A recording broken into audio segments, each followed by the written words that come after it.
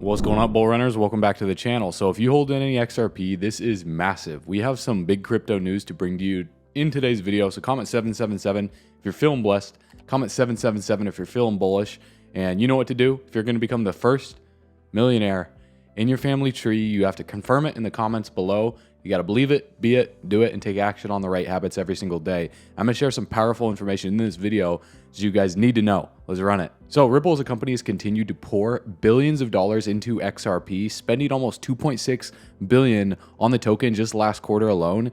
What they were doing is they were selling XRP over the counter, and they pulled in more than 2.9 billion through Q1 of this year. And that means Ripple's direct cash equals to 88% of their quarterly XRP sales revenue towards buying the altcoin on secondary markets. Now, they spent 6% less than the previous period, and Ripple's net XRP sales were worth around 361 million last quarter, with tokens going to customers utilizing its blockchain-powered payments rails, which they call their on-demand liquidity or ODL service. And Ripple's ODL is a different system to its new bank-focused settlement protocol called RippleNet, which due to current regulatory concerns cannot support XRP. So a lot of people in the XRP community are wondering, why aren't they supporting their own project that they created? Well, Ripple sells XRP to their ODL users in transactions that don't directly impact prices on crypto exchanges, and it stopped selling XRP programmatically back in 2019. This is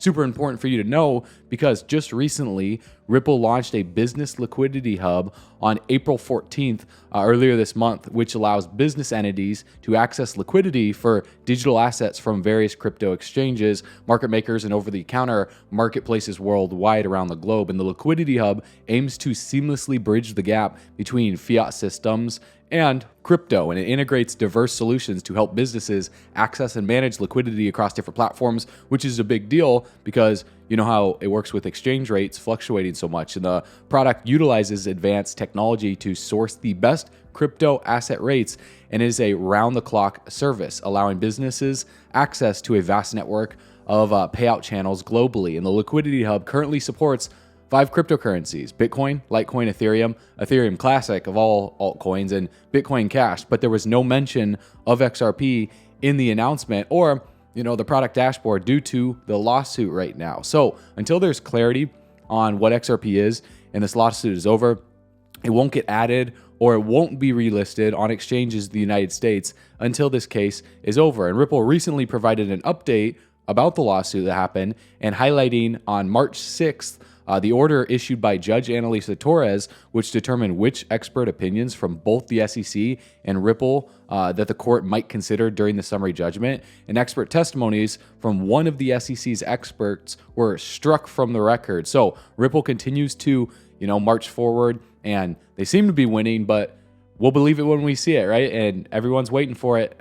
For XRP to go to freaking moon, man. So predictions on when Judge Torres may issue a ruling have varied widely. People throwing out wild predictions, and with attorney John Deaton predicting that the summary judgment on the Ripple versus SEC case might come on or before May 6th of 2023. Now, he did jump the gun in a previous tweet that he made where he did give another announcement. So, like I said, we'll believe it when we see it, May 6th. But any day now, it's going to be happening because we are at the end. Ripple also expressed concerns that the U.S. approach to crypto regulation has continued to focus on regulation by enforcement instead of rulemaking. In one of my previous videos with Chamath Palihapitiya, he was saying that crypto is dead in the USA, but that doesn't necessarily mean that crypto is dead globally. We have so many countries out there, adopting crypto and being favorable for it and wanting to have regulation. The SEC with Gary Gensler, he just doesn't want it. So Gary Gensler's got to go. He's got to be fired, or the dude's got to step down because clearly everyone's pissed off at him right now.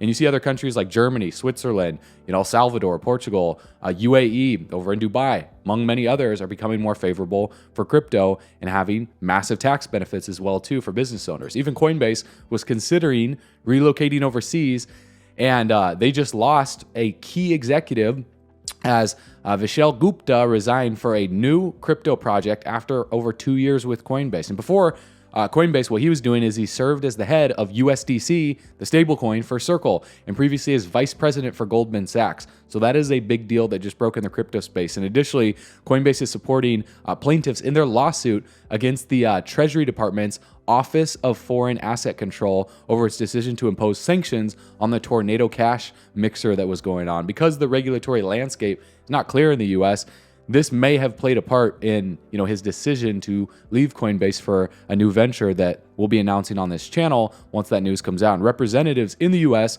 have been holding congressional hearings on the whole crypto industry this month, discussing important matters. And the hearings have covered issues such as stablecoins, spot markets, and token classification. And two House subcommittees held simultaneous hearings on spot market regulation, where industry members and experts spoke out about the challenges about regulating the entire crypto industry. And the House Subcommittee on Digital Assets met to discuss stablecoin regulations. And it seems, based on what they said, that the stablecoin legislation is unlikely to be passed anytime soon due to disagreements on both parties and them not being able to come to a conclusion. And you look at someone like Senator Elizabeth Warren, aka Crypto Karen, she even had to push back reintroducing the crypto anti-money laundering bill in an effort to recruit more corresponders, since she doesn't have enough Karen's a part of her anti-crypto army, right? And this bill was first introduced in the Senate in December of last year. So we'll see if anything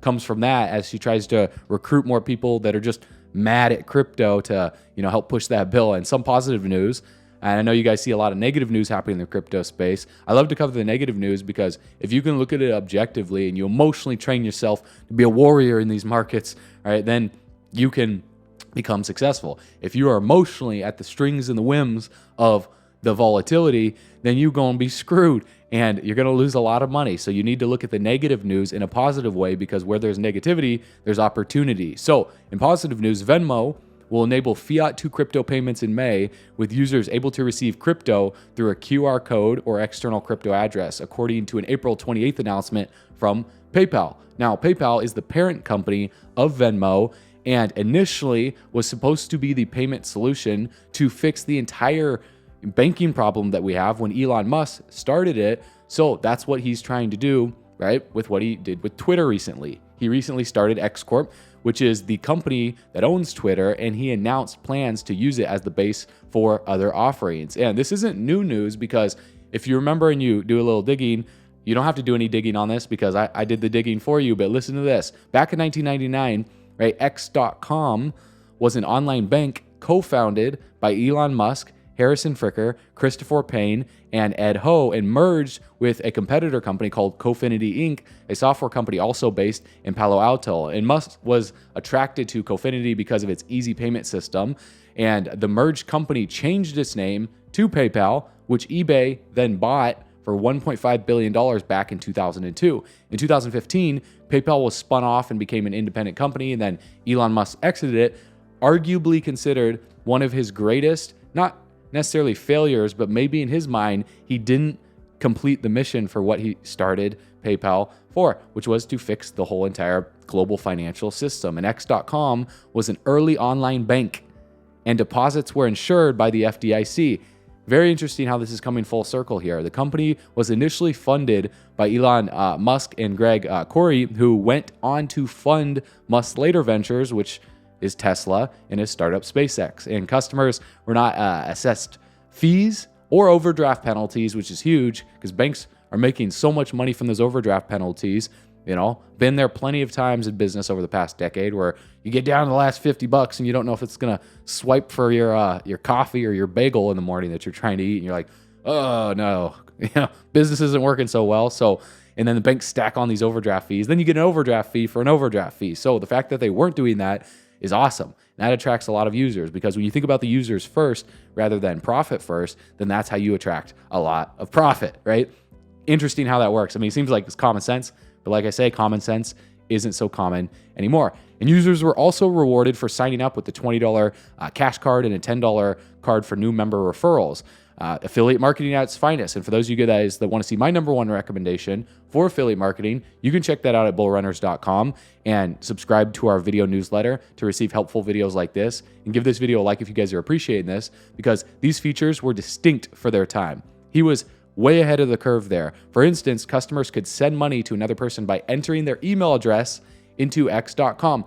Very similar to what's happening in crypto right now, where you just enter in the crypto address. Additionally, customers could open an account strictly with online registration with no need to mail a check. And through the 90s, Elon Musk envisioned creating a full service online bank that provided checking and savings accounts, brokerages, and insurance. Musk commented on this in a 1999 interview with CBS Market Watch. And what he said was, I think we're at the third stage now where people are ready to use the internet as their main financial repository. Take us back to when you really started all of this.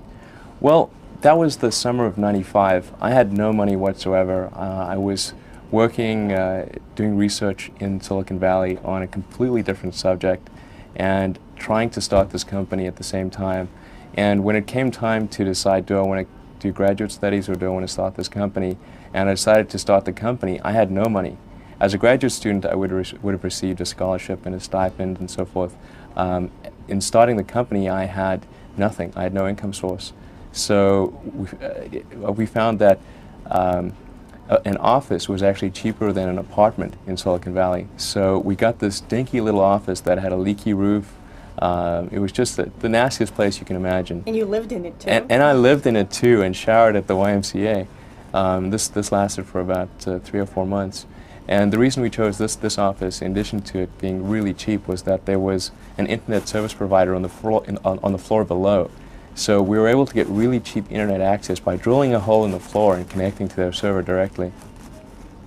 You know, this industry is so young, and we don't really know where it's going. But what do you see as the future of the internet? I think the internet is the superset of all media. It is the be-all and end-all of media. One will see print, broadcast, arguably radio, essentially all media folding into the internet. And what the internet amounts to is it's the first two-way communication medium that is intelligent. It allows consumers to choose what they want to see, when they want to see it, and whether that be radio, whether that be print, whether that be television, broadcast. I think it's going to revolutionize all traditional media. Now consider what Musk said in 2022 at the Barron Funds Investment Conference last November. He said, there's a product plan I wrote in July of 2000 where I thought it would be possible to make the most valuable financial institution in the world. We're going to execute that plan from 22 years ago, which amazingly, no one has done successfully yet. And he also wants to basically create the US's version of WeChat. They have been working on an edit button for a year. Well, it's a tricky situation. And it's incredibly complex. Yes, good one, indeed. I mean, we don't even have an app that's as good as WeChat in China. And like in China, you can like live on WeChat, basically. Yeah. It's like, yeah, everyone's like, like you live on WeChat, you do payments, you do everything. It's like, yeah, it's great. Basically, WeChat's kick ass. And we don't have anything like WeChat outside of China. So I was like, my idea would be like, how about if we just copy WeChat? Hey, copy them. Buys Twitter, copies WeChat. Yeah, pretty much. Yes. Now, because Elon is a big crypto advocate and he's even allowed people to buy stuff from Tesla with Dogecoin, saying that Tesla, Dogecoin's the only cryptocurrency that Tesla supports. If he follows through with X.com and actually implements this and says anything about using crypto as the news starts to pop out to connect the global payment system through his X Corp, I would expect an altcoin like Dogecoin to absolutely explode just from the hype alone. Now, that's not financial advice. You just saw the influence this guy has on Bitcoin. You saw the influence he had on Dogecoin. And so you just have to be ready for that. Now, in terms of XRP, that's up for anyone's interpretation. We're waiting on the lawsuit and we will inform you guys on this channel for that, but I want you to listen to this. What do you need to do? Because if the Fed isn't going to live within their means, if they're not going to default, if they're going to tax the rich more, if you want to become rich and you commented 777 because you're become the first millionaire and they plan on taxing you more, what do you do to legally minimize your taxes, make more money, and prepare yourself when the dollar collapses, so you can have more XRP, so you can have more Bitcoin, have more Ethereum, have more Shiba Inu, have more Solana, more Cardano, whatever you want, and have more productive assets. Well, number one, you need to like this video, subscribe to the channel, and share this video all over social media so we can help more people understand what's going on so they can prepare, because here's what I'm personally doing to prepare. And again, take this or leave it. This is not financial advice. Consult your financial advisor if they are a multimillionaire. This is what I've done and what I'm going to continue to do that helped me become a millionaire before 30. Number one, you got to think of money like manure, right? If you pile it up in one place, it stinks and it rots. But if you spread it around,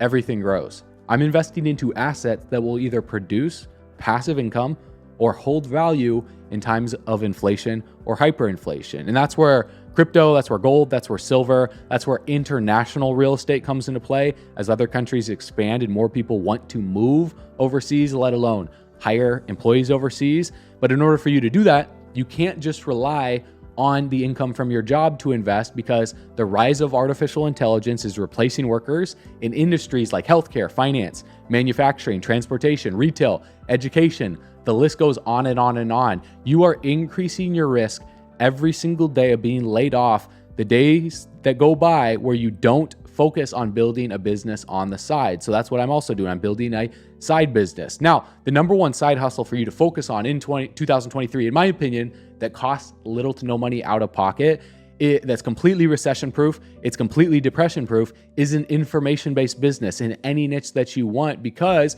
people are more hungry for information than ever before. Remember, information changes situations. When you have different information, it changes the outcome and the output of your life. You know, education is the biggest problem in the world today. The complete overhaul of the education system and the student loan bubble that's about to burst is next. However, you know, most people that are going through formal education, they need to know that formal education will make you a living, but self-education can make you a fortune. And unfortunately, a formal education is not making people a living, because they're having to focus on surviving rather than thriving due to minimum wage staying the same over the past few years and artificial intelligence taking jobs. Boys, you know what we're doing. We're backing up our truck all the way to the bank.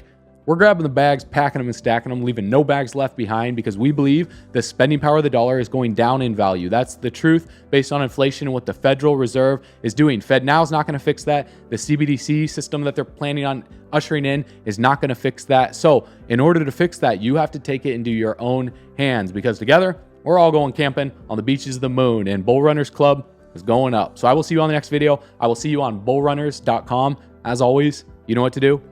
Stay bullish.